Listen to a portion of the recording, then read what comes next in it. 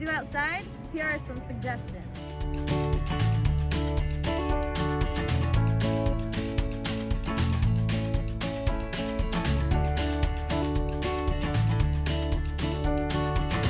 You can even catalog what you see in nature with certain nature apps. We're gonna see what's this here. This is a Norway maple tree. You can also go bird watching. You can even do something as simple as nature journal.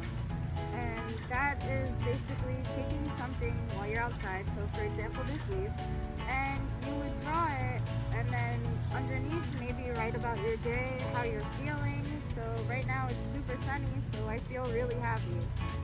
You could also do lying down doing nothing. You can even play on the playground.